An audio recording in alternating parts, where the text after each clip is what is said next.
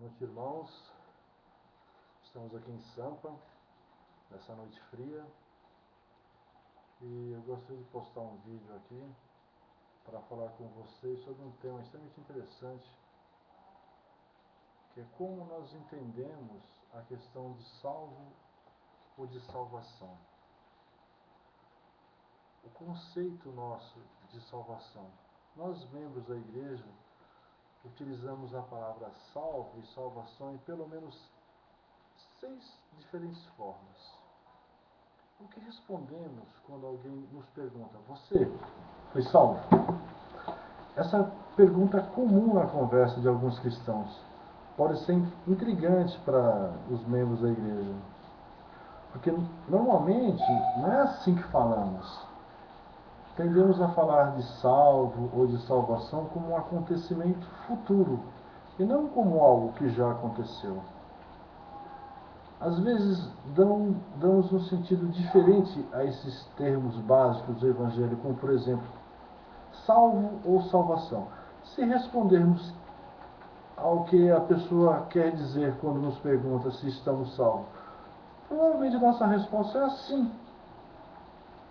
Se respondermos e levarmos em consideração os diversos significados que damos à palavra salvo e salvação, nossa resposta tanto pode ser sim quanto sim, mas com algumas condições. Pelo que sei, o que os bons cristãos que empregam essa expressão querem dizer é que estamos salvos quando dizemos e confessamos sinceramente que aceitamos Jesus Cristo como nosso Salvador. Esse significado se baseia nas palavras que o apóstolo Paulo ensinou em sua época. Se com tua boca confessares ao Senhor Jesus e teu coração creres que Deus ressuscitou dentre os mortos, serás salvo. Em Romanos também tem: visto que com o coração se crê para a justiça e com a boca se faz a confissão para a salvação. Para nós santos, salvo e salvação, nesse sentido, significa uma relação atual de convênio com Cristo, em que se assegura a salvação das consequências do pecado, se formos obedientes. Todos os membros da igreja que dizem que estão salvos, provavelmente estão seguindo todos os mandamentos. Então esse diz sem nenhum temor. Os membros da igreja também utilizam a palavra salvo ou salvação de uma outra forma e compreensão. De acordo com alguns deles, nossa salvação está garantida, já que estamos salvos. Segundo outros, temos que falar de salvação como um acontecimento futuro. Nesse ponto, eu concordo mais claramente.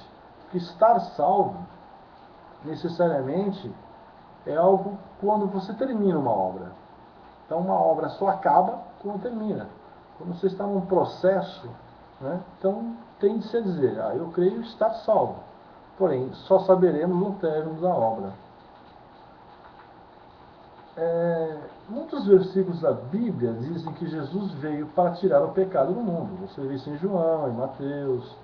O Novo Testamento cita com frequência a graça de Deus e a salvação pela graça. Você vê isso em Efésios 2:8, em João 1:17. Né? Contudo, nele também há muitos mandamentos que se referem especificamente ao comportamento pessoal e à importância das obras. Você vê isso em Mateus 5:16, Efésios 2:10, Tiago 2. Além disso, o Salvador ensinou que devemos preservar. Atentem à palavra, preservar, até o fim para sermos salvos. Você vê isso em Mateus 10:22, Marcos 13:13. Baseando na Bíblia como um todo e nos esclarecimentos que recebemos por meio de revelações modernas, testificamos que ser purificado dos pecados por intermédio da expiação de Cristo depende da fé individual do pecador, que se deve manifestar por meio da obediência ao mandamento dado pelo Senhor, de arrepender-se e ser batizado e receber o Espírito Santo. Você também vê isso em Atos 2, 37 e 38. Na verdade, te digo, Jesus ensinou que aquele que não nascer da água e do Espírito não pode entrar no reino de Deus. Você vê isso em João 3,5. Nós que já passamos pelo renascimento exigido por intermédio de que tenham autoridade e já foram salvos do pecado com algumas condições, mas não serão salvos definitivamente até que tenham terminado a provação mortal, como o arrependimento contínuo que é necessário, a fidelidade e o serviço e a perseverança até o fim. Então, como eu disse no início, só serão salvos e poderão dizer que estão salvos aqueles que já concluíram a sua obra. Eu ainda estou em processo e, como tal, oro a Deus todos os dias para que continue no firme trajeto da salvação. Esse meu pequeno vídeo eu deixo para vocês, junto com essa mensagem, em nome de Jesus, que é o Cristo. Amém.